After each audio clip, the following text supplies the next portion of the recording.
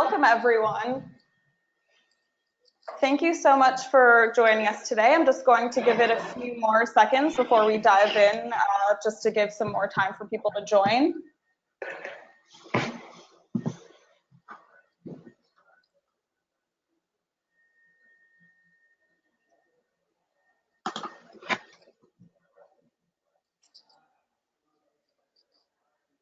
Okay, I think we can get started. So thank you again for joining this webinar, Employer Branding. This webinar is sponsored by Bob, the people management platform that helps companies grow their people. Before I hand things over to Dave, I just want to let everyone know that if at any point during the webinar you have a question, you can raise your hand right here and I can go ahead and unmute you. Or you can write in this questions box. We will have time at the end for a Q&A. And a bit about our speaker today, Dave. Dave is a recognized social media influencer and strategist. He is the co-author of Getting Goosebumps, a guide to content marketing for talent attraction. He's also the director of the internationally successful employer branding agency, PH Creative. So I'm going to hand it over to Dave to start talking about building an effective employer brand. Well, thank you very much for the lovely intro. I hate that photograph, but there you go. I have to get it touched up, I think. So, okay, just before we kind of get started, and we'll just flip it over to my screen. Just like to say thanks for everybody who's come along. If you've got questions, obviously, like we were just saying, feel free to put your hand up or drop it in the chat box. There's probably quite a lot to go through. Even after the event, if you have something else you would think, I wonder what he did mean by that, or I wonder if this, just reach out to us and I'll be more than willing to help. So, yes, we are an employer brand agency based in the centre of the universe, which I'm sure you all know as Liverpool. We've also got offices based out of San Diego, loads of great stuff going over there in the US and over that side of the world. And we've got offices in London. With lots of different clients all over the world in different spaces. Lots of brands that I'm sure you'll recognise, and we build their employer brands, their EVPs, talent attraction campaigns. We look at candidate experience, careers, technology, all that kind of good stuff. But you're not here to listen to any of that. You're here to think about and maybe learn a little bit, or may hopefully get inspired, or you're curious about, well, how do we go about building an employer brand? So the starting point, I guess, when we start to think about this is a lot of clients say to us, well, okay, there's an employer brand and then there's the customer facing brand, and people say, okay, well, what are the differences and how do they work together? And we often come to this sort of diagram. So every organization has a business strategy of what it's trying to achieve and who they are. And the customer and the employer brand helps move us towards those goals, which is dictated by the business strategy. On the right hand side here, you've got the customer facing brand, and you can see sort of the things that kind of influences, from service, sales, marketing, etc. And on the left hand side, you have your employer brand, and then how would you use that in terms of attraction, recruitment, engagement, etc. And often I sort of talk about customer facing brand is kind of like what you do and what you sell, and the employer brand is who you are and how you make people feel and the experiences that you create when they work there. And that's kind of what we're here to talk to today about. How do we develop that comms strategy and platform, and then how do we activate it to help with those things such as attraction, recruitment, engagement, and everything else. And often then there are elements within there and how you measure this. So as an organization, and in your recruitment or resourcing team, or in terms of the team that heads up your employer brand, there may be certain things around retention or attraction or engagement or experience, candidate experience maybe, and then it might be, okay, what are we focusing on, and what are we doing in the first year, the second year, how are we going to activate it, and what are we going to measure? And these are just some very top line examples of measurement, but we actually, in fact, to be honest, there's so many points of measurement figuring out what they may be based on your own organization's goals and objectives, not just for now, but also in the sort of medium to longer term, maybe over year 1, 2, and 3. That's when you can really start to shape what those measurements should be. We talk about vanity versus actionable metrics, which we might touch on later on. The other thing that we've started, I saw this slide actually, and it really made me think, and we've used it, we've sort of talked about this with some of our clients, and basically what it is the total daily lost revenue from vacant jobs. So if you have an employer brand that helps you engage, retain people, and attract quality candidates and bring more talent into the organization, what is that opportunity, or the opportunity cost if you don't do that? So if you, for example, had the total company revenue against the number of employees and divided that by the days in a year, that gives you the average revenue per employee per day.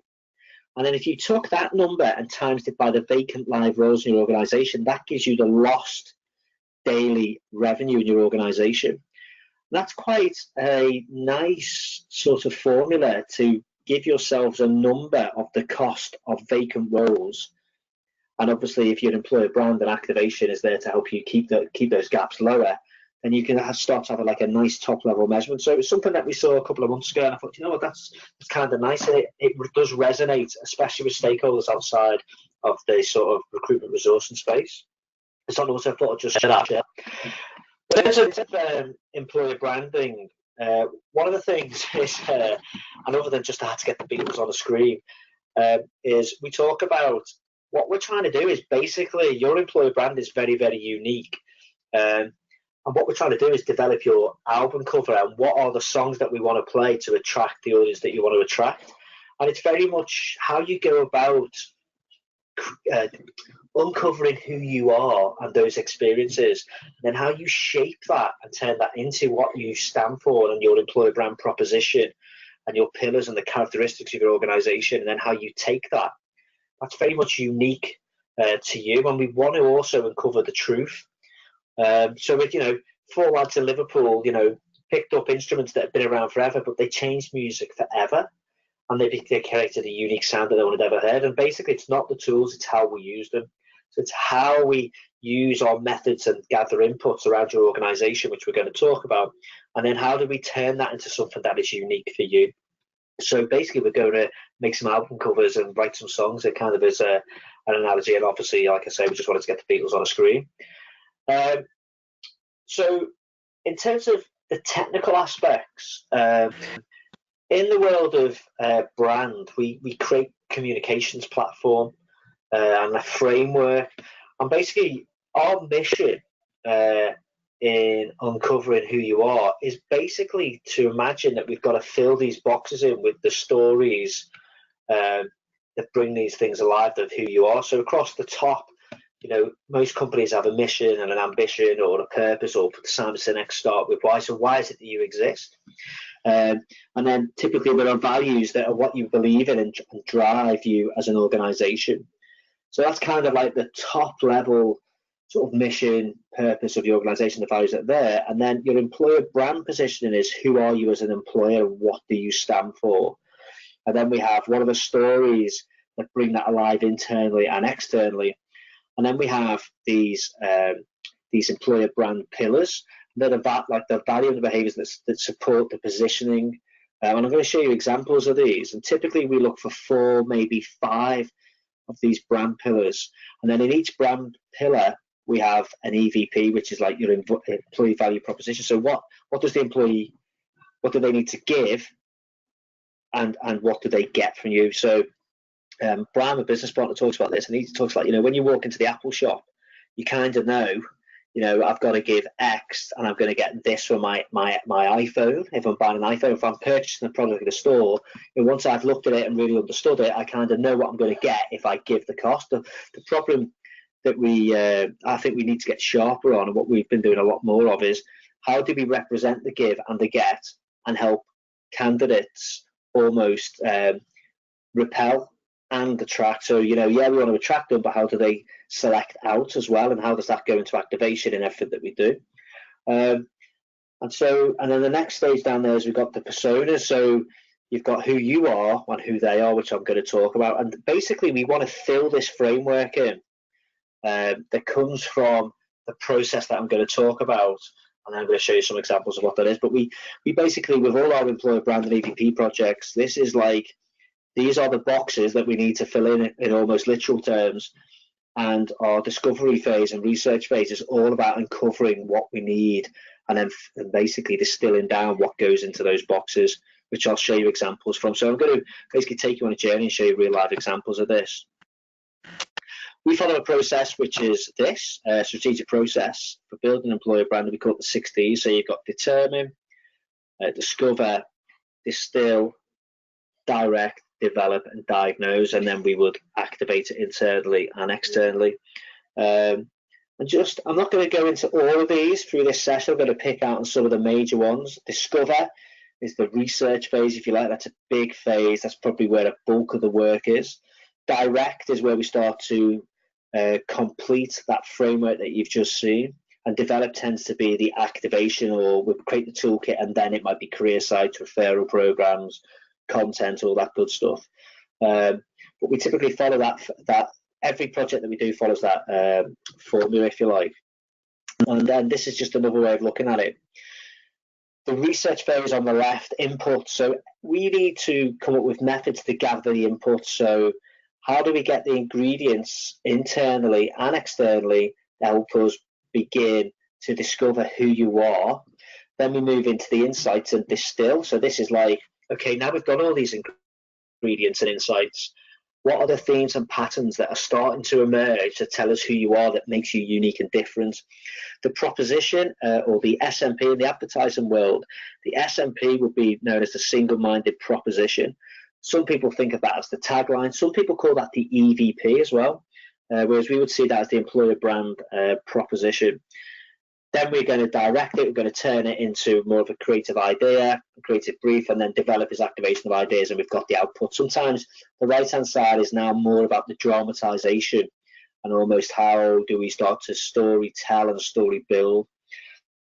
So inputs all the way through to outputs, to give you a flavor. So if I was to go into some of the major Ds that we need to be thinking about, the first one, determine, that's very much like logistics. Who do we want to listen to? And we spend time looking at who are the key stakeholders, who are you looking to influence internally, what are their concerns, how that might impact their areas and their departments. But then we move into discover. So like I said before, this is probably 60% of a project, to be honest. It's a big part. And there are lots of different ways of gathering these inputs, but the first starting point is I talk about the you meets them. So the you is who you are as an organization. So what is your employer brand? What DVP? What's the purpose? What's your why? What's the culture feel like? What's the unique selling point? What are the secret things that you wish people knew about you? What are the people like? What are the experiences like? And part of what we've got to do to get the first 4 or 5 layers of that framework is explore those areas. But what's also really important is the them. So who is the audience that you want to connect with? So what matters to them? What's in it for them? I talk about pain relief. So what is it they worry about? What motivates them, and how can you help that? The people, leaders, they're very much interested in people like themselves. So, do they see themselves working there? What's their own personal purpose? What are the stories that they're interested in? And they're all, what's their day in the life look like? And so what we're trying to do is understand both you as an organization and them as a target audience. So that could be internal audience and external audience. And so that gives you an idea of what we start to think about. Okay, where do we start to gather the ingredients to create those building blocks? And we have something that we say in here is data tells you what, humans tell you why. So there are 2 parts of research to gather those inputs and ingredients. So you've got quantitative research, and that tends to be more higher data driven exploration and input. So surveys could be one. We use a great tool called True that can gather stories en masse, but it's the insights that really where the magic happens, and that's where we hear the real human truths. And personally, and I know the strategy team here at PH, the data points us in a direction of interest, if you like, but I'd rather have a room full of 10, 15, 20 people and really explore some of the things that maybe the quantitative research brings up and then find out why that is. So data tells you what, humans tell you why. And then you need to be thinking about, okay, so how do we segment and who is it that we want to listen to gather those ingredients, and how could we go about doing it? And this is just an example of how you could categorize that.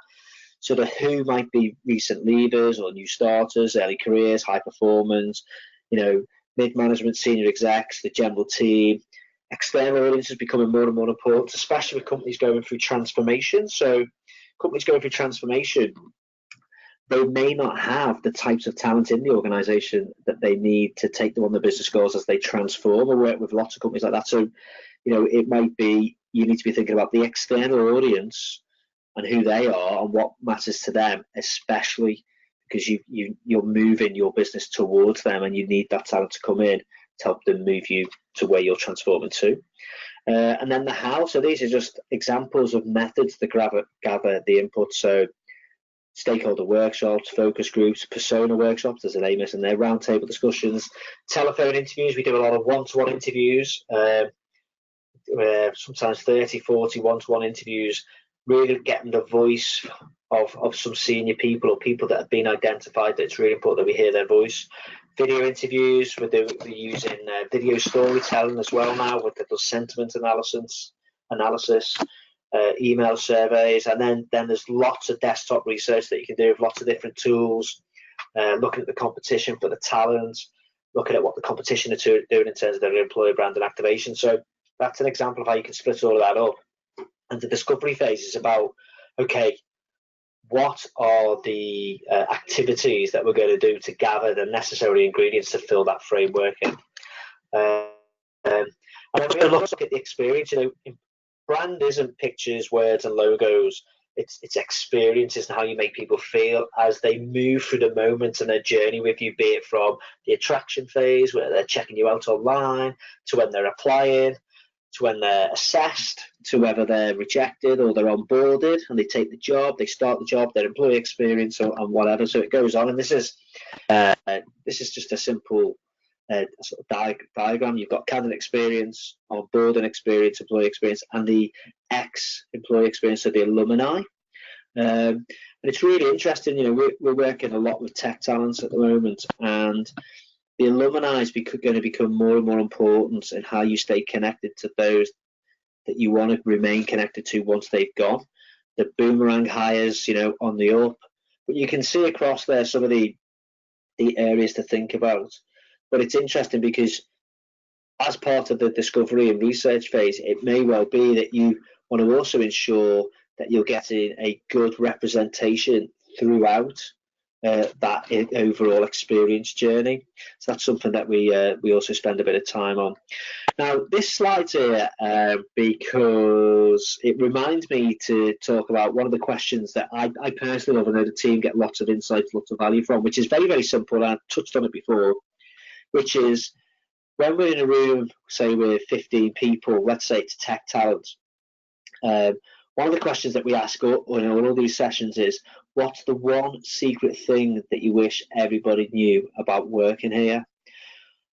And at first off, sometimes people are like, oh, well, I don't really know, but we're looking for the real, unique things. So one of the surprises that with Argos was, one of the things was they talked about how amazing their tech stack is. So in the tech world, tech employees and tech candidates, they want to work with outstanding technology because it drives them on. They're lifelong learners. There's a thirst for learning, and working on the latest technology in terms of the tech stack's really important. So with Argos, it was massively apparent how proud they were with the tech stack that they got, and that was like a perception versus reality thing, which I'll touch on soon.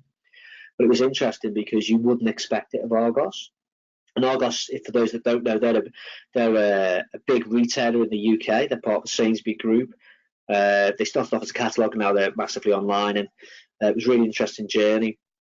The other thing that started to come out, which we found out about, was how they all have little pet projects as well. And one guy was talking about how he's written code for Alexa to open the garage door in his house, which was fascinating, really. But that's led to us looking at Alexa briefings. So we're going to do tech Alexa briefings, so that tech talent every morning go, hey Alexa, tell me the latest tech news, and Argos are going to provide it, or Sainsbury's Group are going to provide it. We're looking at that sort of concept at the moment. But that came because of what is the one secret thing, and I've got loads of stories about that.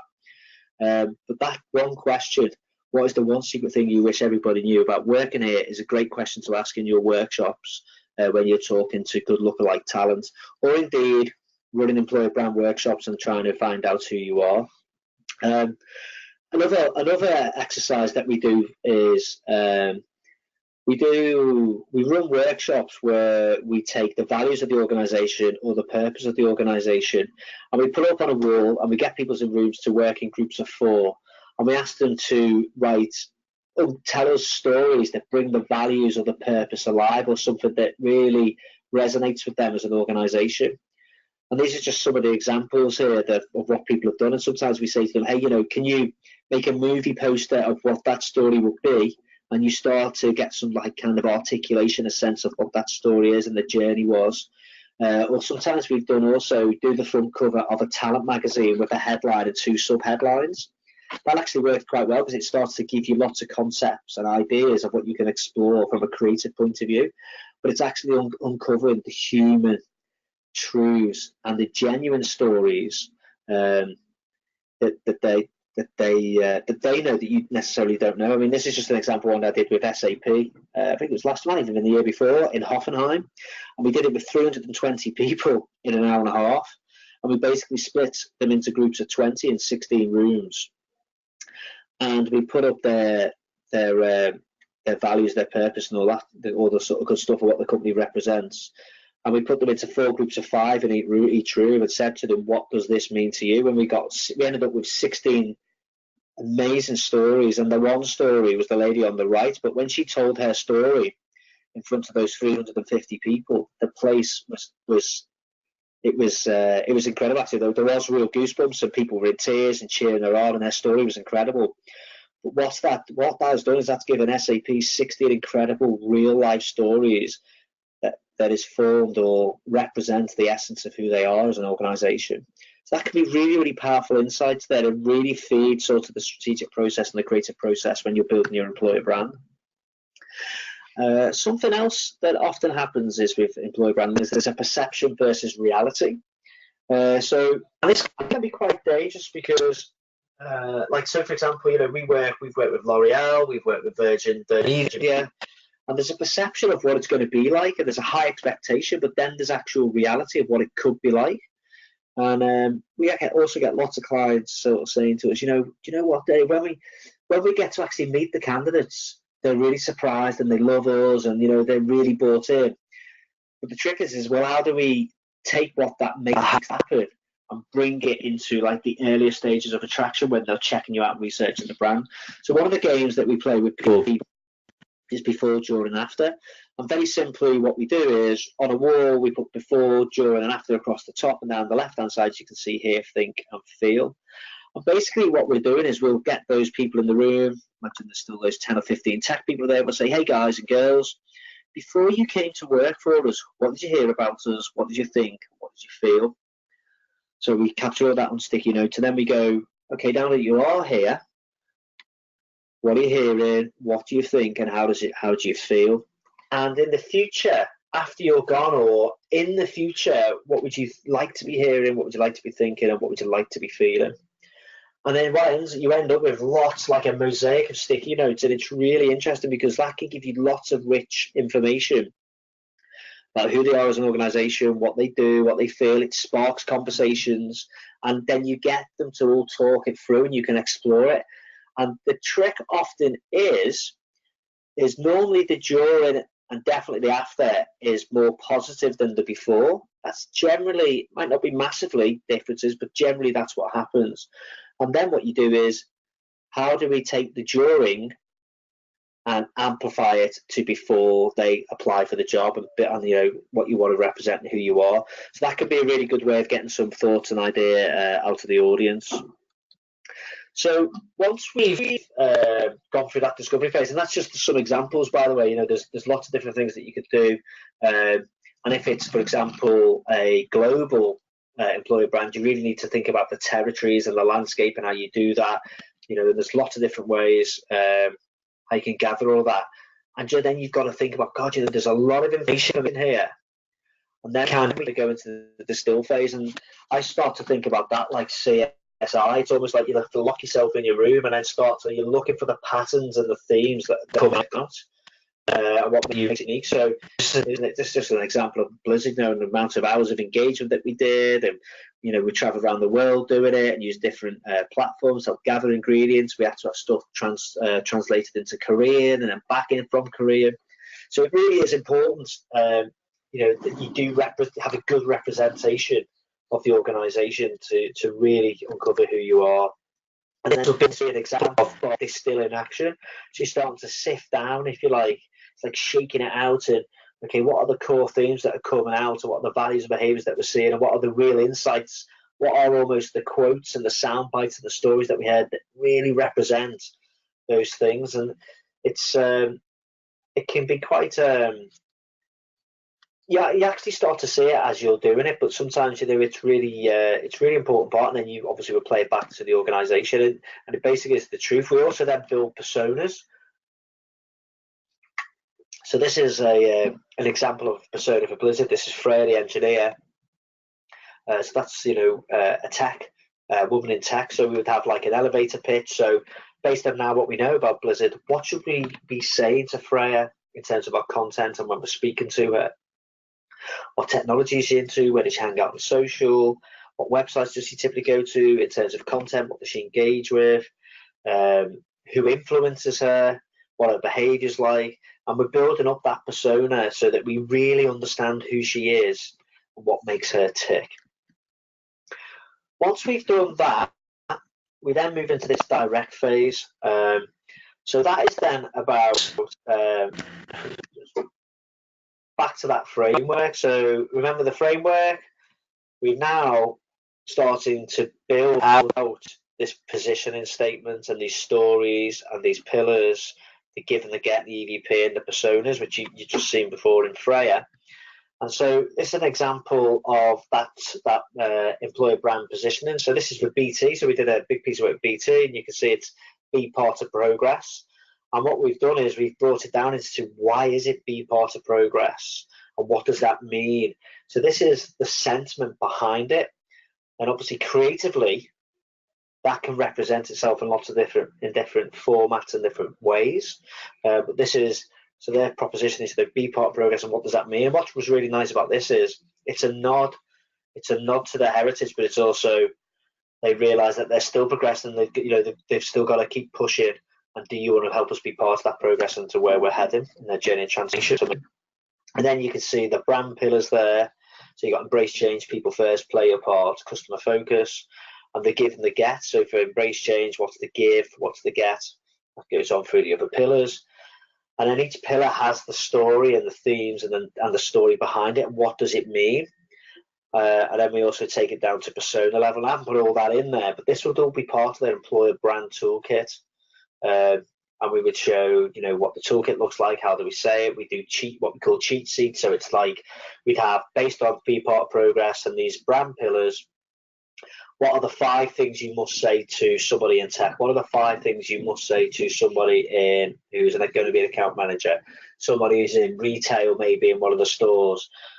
And so what we've got is what and who they are, and then how should we tailor that to the relevant audience, and it becomes the go-to guide. I sometimes joke it's like the Haynes manual of who you are and how you need to be when you're talking to your audience.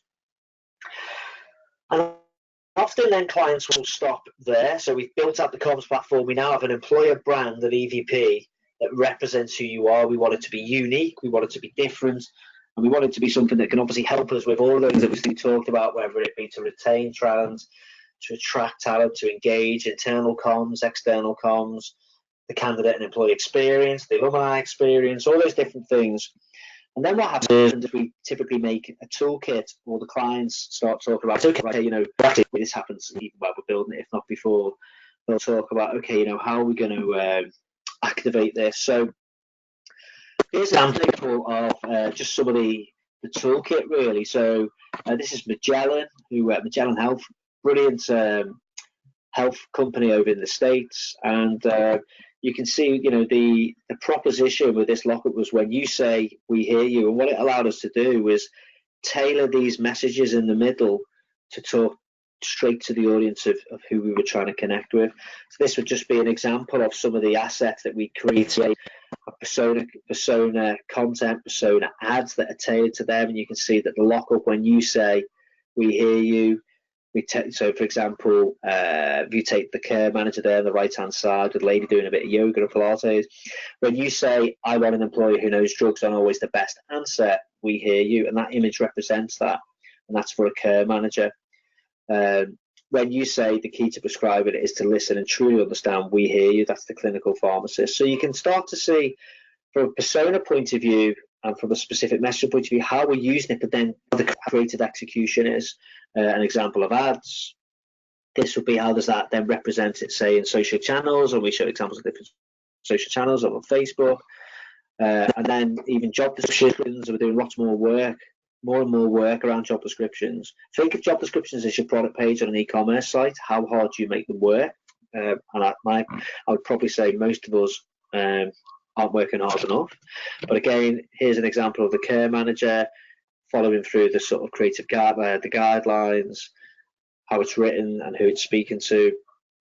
So that's just to give an example of just items in the toolkit. The toolkit can be much bigger. Clients often say to us, when you're creating a toolkit, we want to think a bit more about internal comms first. That's become a much more standard practice now. Yeah, one of the cheat sheets I mentioned before, some people might say they want to get a sort of flavour of what the career site looks like, etc., etc. Once we've done that, it's very much about activation planning and deployment. And there can be lots of different things, whether it's internal, experiential. So think about events that you might be doing. We're building an escape room over in the States at the moment for one of our clients. So to get out of this room, you've got to experience the employer brand. There might be innovations, lots of different ways that you can think about activation. I'm not going to read through them all there, but you can sort of see them. And there's just a couple that you might prioritize that. Often what we do is we'll do an activation planning session much earlier on through the project, and it always is amazing that the different levels of maturity of what organizations and where they are with their employer brand, and also what their objectives are and what they're shooting for in year 1, year 2, year 3. And often what we do is we really brainstorm all that out and ask lots of questions. And then what we do is we go, okay, based on everything that we're looking to achieve, what is easiest to implement but's going to have high impact on your objectives, and we put that obviously in the top left quadrant there. And basically we work all that through, and then we think about obviously also the commerciality and where budgets might be, and that then starts to give us a roadmap for activation. So I'm sure a lot of you have seen that kind of framework matrix before, but it really does help, especially if you want to involve stakeholders, and even in some ways it might help you gain budget from there. We've had it many times, especially this year, where we've invited marketing in or the owners of the tech team, and they've actually then said, you know what, we'd contribute to this if we could do that or do this. So this can be a good exercise to try out. Definitely worth a try. Referral campaigns, there's so much data out there around referrals now, the power of them, that if we had, it should be one of the first go-to places, is to put something in place that really would encourage your candidates, basically making it easy for them to refer. And it shouldn't always just be, the gift of somebody being hired. They're rewarded if they get hired and take the job and stick around. It should think about how you can nudge them to do the behavior that you would like to create advocacy around the brand and who you are as an employee, but also obviously help maybe you build talent communities. Don't like call them talent pools, because we put people in a pool, they drown. But think about how they can build talent communities through the behavior advocacy, and obviously also encourage referrals. So something around referrals I definitely think should be thin. The career site, I touched on this. This is a site we've not too Yeah, I think this went live pre-Christmas. The years go so fast I couldn't tell you, but I'm sure it was pre-Christmas. So this is Magellan's careers website. Really, really nice site, really engaging. But what they've been brilliant at is the content that they've put in. They've done an absolutely great job with what they've done there. And what we've got in there is one of the things is working mums and remote working, and how the flexibility that they have, being a working mum or a returning to work, being remote as well. And basically that was kind of like one of the personas and what they were looking to explore and bringing in talent. And also obviously with the D&I, they created some brilliant content, but because they used the employer brand framework, understood the target audience, then created content that was around the pillars that resonated with that audience. You can see that Charlotte started to tell that story, but what we're getting is we're getting really great affinity and engagement online. And that's because we're creating great content for that audience, and we're amplifying it to them, and it resonates and it speaks to them, and they see themselves there. And then basically you're getting great engagement, and what that gives you is great organic reach. And obviously you're starting to make friends before you need them. So that's just an example of real life, how an employer brand can represent it in activation on a career site, but also it's the hub of your content strategy and how you can amplify that into social channels. This is a cool piece of activation. This is like, we call it the hero's journey. So how can we take our target audience and show you the journey with an organization and let you in? So this is a company called Vacamp that we work with in Holland. And they're the number one online retailer in Holland, basically. Yeah, about 30% of the country used it. But one of their target audience is the female digital, and this is an example of Anna, and basically it's her journey with Vacamp. So we've got Anna there at the bottom left, and because she works in fashion with Vacamp, she can do something that she loves outside of work, and they help her go to Milan and enjoy the fashion show. She creates highlights, flexible hours, how she went and led and attending at the fashion week in Milan. Find out more, go and check it out. That'll be episode 1. Episode 2, see her career so far with a short movie. She's doing her first big meeting. She's leading it, showing how she's growing, developing more. It's in it's in some kind of popular format on Facebook. Episode 2. Episode 3 is she's interviewing the lead, that's the boss at Vacamp. But it's not that sort of corporate-y CEO, very rigid video or film. It's actually Anna talking to her, at a very human level, chatting about where's the company been, where's it going, what are the goals, and also how she can fit in and what the ambitions are. But it's showing her confidence as well. And we actually turn that into, you can see, into a brochure, and actually you can actually put your phone over there and the video will play. And that would be episode 3. And then finally, episode 4 is we're going to let you in, and we're doing a Facebook live tour with a Q&A with Anna. This is where really, truth builds trust. We're letting people in, helping them see what it's really like in there. They can ask her questions live. It's brave of the organisation. Some people wouldn't do that, but it's a great way of showing episodic content, serialized content of Anna's journey in a diverse and inclusive workspace, and helping people who could see themselves just like Anna work there and be part of Vacamp. So that's a really nice piece of activation. Something else to think about is the job descriptions. Touched on it before. This is just an example of a piece of work that we did with Visa. On the left-hand side, we've got what it looked like before. But what we've done is we have a formula which is lead with empathy, create curiosity and surprise, offer insight and inspire action. And we've rewritten the job descriptions basically to improve conversions, but it's also based on the sort of their employer brand and how do we want to connect with cybersecurity specifically, and this improved conversion rates for them, so they were just basically getting more for less. So that's something that you should definitely be thinking about. And then finally, because we're getting towards the end, diagnose. So this is measurement, and this is kind of like the holy grail. It's how are we measuring, and what do we measure, and how do we think about it? So a couple of things here is, at the determine phase, which is the first D, which we didn't talk about too much, we should be exploring this then. And we often talk about, okay, in terms of people impact, what is it that you measure now? But what should we be measuring, do we think, that helps us really understand what dials we need to turn to hit your objectives and goals? And that's important.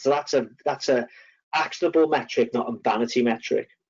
And then also, well, what would that have on the business impact, and does it impact the customer? So, for example, with Vacamp, their number one goal in life as a whole organisation is plus 75. They want to achieve plus 75 net promoter score, which is a measurement of experience and service, and that's it. And profit and everything else will come next. So with the employer brand piece of work that we did and everything else, having a candidate experience NPS is important because it resonates. And then it's like, what pushes those what moves the needle on that for them? So everybody can be different. Businesses are different, but think about people impact, business impact, customer impact, and then what we do is we build what's called an OGSM. So objectives, what's the objective, what are the goals, strategies and measures, OGSM. The objective is where are we going? So, you know, if this was a path, what's the stake of the ground at the end of the path? The goals are, how do we know if we're moving towards there? And the strategies is the strategies and tactics is the path towards it and the steps that we take. And then what you can see is you've got the higher level goals on the left for the objectives, and then each strategy has its own dashboard of what we're measuring that move towards these goals that takes us to our objective. So, I mean, if you Google OGSM models, you'll see hundreds and hundreds and hundreds of them, but it's a really good way of simplifying what you're trying to do. And we're doing some more work on that in the scenes at the moment. So it's going to be interesting what we start to think about that, because there's some interesting thoughts at the moment. So it's to just almost round it off, really. That was kind of 40 minutes whistle stop tour. If you've got questions, obviously just ask. But it's not about ideas, it's about making things happen. Hopefully you've got some things that you can take away, some exercises that you can use, maybe some thoughts, further thoughts of activation. But it is about making things happen. If you go back to that matrix slide, or you've written a few things down, think about what we'll have, what's the simplest thing to do, and what would have the biggest impact, and go away and try and make that happen. Some people say to me, what should I do next? Well, I would definitely think, first thing, if I was going to do anything, it would be, do you understand you as an organisation, and do you understand your audience? And that is, that's pretty much it from me. I guess the thing now is, are there any questions?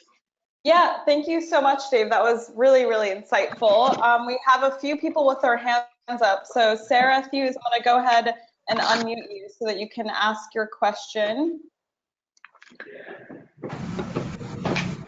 Sarah, are you there? Okay, looks like Sarah might not be there, so let's try. Noah, I know that you had a question as well, and Michelle, I'll go ahead and unmute you.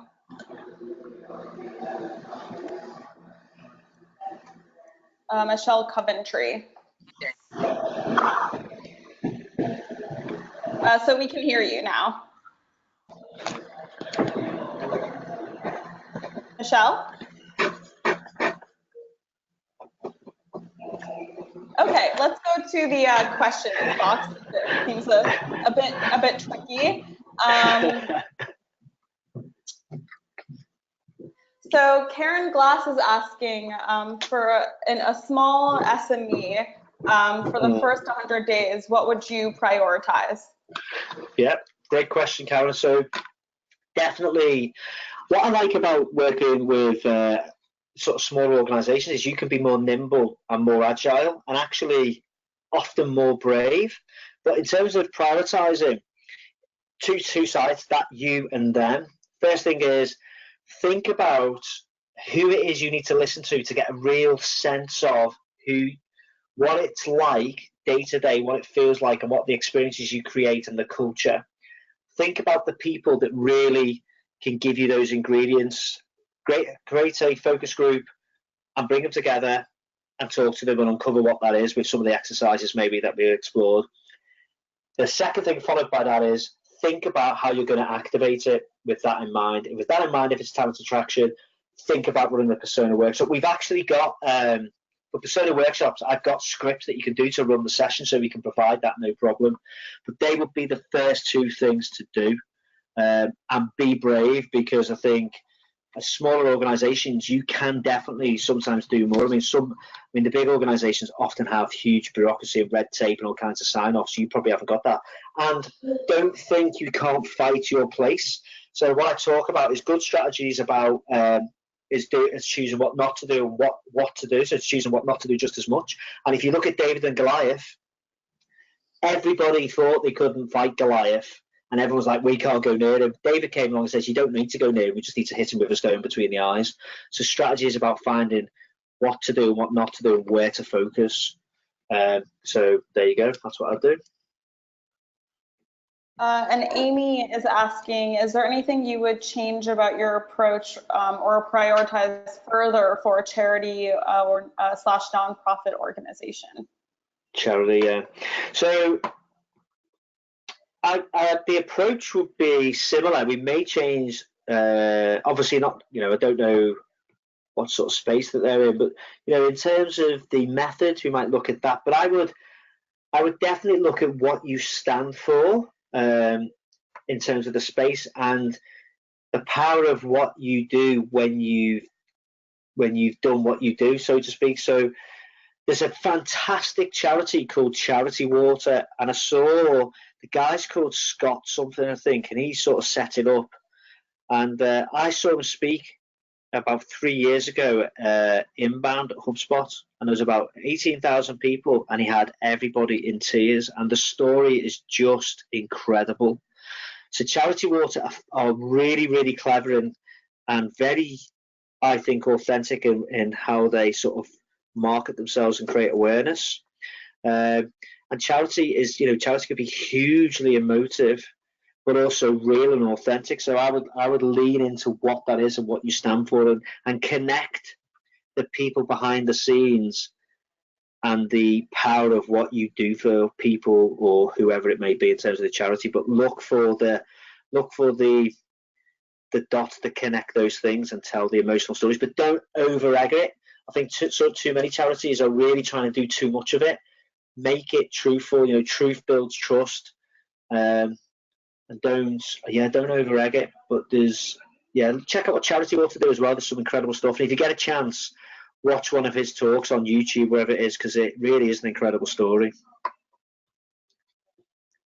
And Thomas is asking, you mentioned using talent communities. Do you have an example from a company of what good looks like?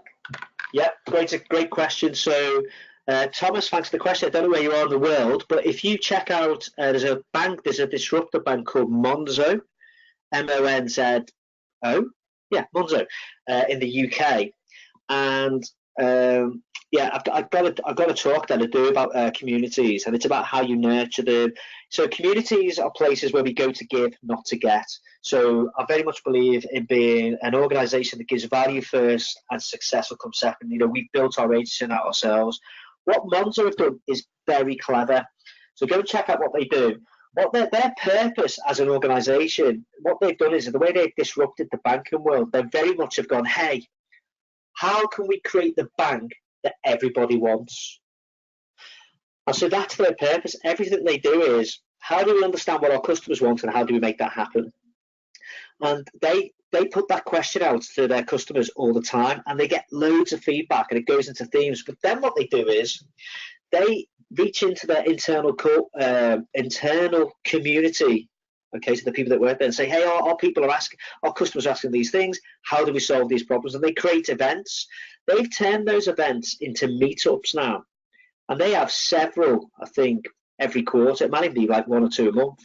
And what they do is, you can see on their website when they're doing these events, and it's like, our customers want to be able to do this with the app or whatever. And they don't just invite their internal people to it. They now invite external tech talent to come and help shape the change and disrupt the banking world and change the way that we bank and create the bank that we want. And it's genius because they're clearly listening to their customers and living and breathing their purpose. They're engaging their internal team. Also, they're engaging external talent, and it's a Trojan horse talent community. So that's like big level, very, very clever. The other thing is if you put people into a talent community and you can communicate with them, make sure you do.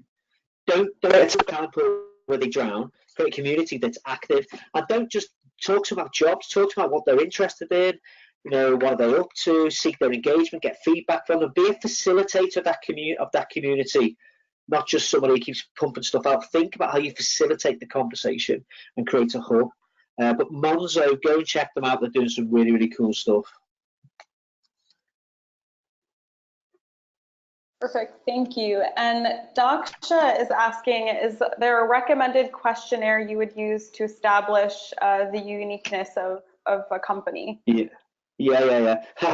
That's what we spent years developing. So yes, there is. You want to look at culture, experiences, values, behaviours, and the yeah. I mean, if you go and do some research, we're writing an ebook at the moment, which will have some of that stuff in there. But yeah, we can give you the persona questionnaire with lots of questions in, and you'll see inside of that where some of the questions that we'd use in terms of building the employer brand. But genuinely, my favourite question is also that, what's the one secret thing? So A, we can get that persona one to you, and B, the secret thing, and then C, probably the next 2 months we'll have an ebook out which will have much more of the framework and the questions that we use. But it evolves all the time, and also you know, it's taken us years to really find out what works. And it's not just the questions. So this is quite interesting. There's actually a really good book. I can't remember the author, but it's called Brain Surfing, and it's a lady who basically wanted to learn from the greatest strategists on the planet. So she wrote to, like, you know, influencers in strategy, and she didn't just go and work with them in work experience. She asked to live with them as well. And she did it, and it's basically she traveled around the world for 12 months exploring and working with different strategists to learn. And it was really fascinating. But one of the things that we have to do in terms of strategy, and when we're doing this, is our mission is to ask great questions and to create situations where people are talking about the things we've asked them about. We're not just looking for the answers, we're looking for the feeling behind it and what it really means, and that's where our intuition comes in. You need to create environments. Strategists are brilliant observers, and then they have this sort of creative intelligence, this strategic intuition, which is where the magic is. And I've got other, you know, lots of other stories. So don't just think about questions, think about exercises that encourages the people you are watching and observing to interact with each other and listen really well. And the example where we have people drawing up movie posters and all that kind of stuff, those exercises are designed to help us do that. Thank you. And Tom is asking, do you have any tips for implementation in an organization going through a great deal of change? Every organization we work with is going through huge change.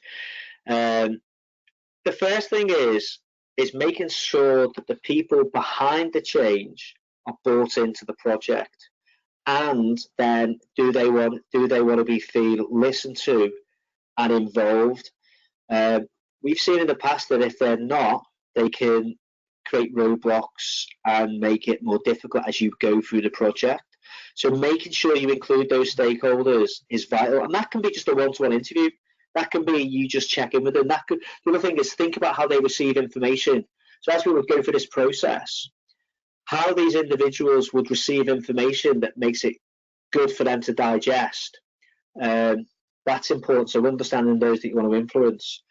Then it's about if you're going through so much change, what is that change, and what does that mean in terms of the talent that you want to bring into the organisation? You know, I'm not mentioning names, but I would probably say we work with 5 or 6 clients right now where the talent in the organisation is not what they need to take them to where they've got to go because of the competitive space that they work in and where they're transforming the business. And so then what you've got to look at there is, okay, well, in terms of who we are and where the employer brand needs to take us, there's an element of, well, this is reality of who we are, but what's the aspirational leadership view of where it's going in terms of business? And then from an external point of view, is what does the talent look like that you need to bring into the business to transform there? And when you're doing persona mapping, you need to think about how you engage them to understand them and what good looks like, as opposed to they might not be in the organisation of where you are. And honestly, it's not uncommon. We work with organisations that are redoing their consumer brand or going through massive transformation and doing employee brand all at the same time. And the key thing is then about communication and checking in with each other. But yeah, it can be challenging, but I would say most companies are probably going for transformation, and it just seems like they never stop transforming. Yes, that makes a lot of sense. So I think we have time for one more question, and Emily just had a follow-up question about being a small business. She said, where do you start when you're a small business? There is a lot of information to take in there, exclamation point. Yeah. The first thing I would do if I was a small business, I mean, I don't know when you say small business, the size, I would go, right, how do we find out what is the real secret, unique differentiator that makes us who we are as an organization? And to do that, I would look at, I don't know, I would think about who are the people that can help me, who really have their finger on the pulse on what that is. And you want to listen to what they think that is, why they think that is, and what are the stories that bring those things alive. So it might be 5 people in the organisation, there might be 20. You might run a workshop, you might do a survey with them to ask them some questions, then bring them in and explore those questions with them and keep asking why. But that would be the first thing that I would do, because you need to figure out who you are.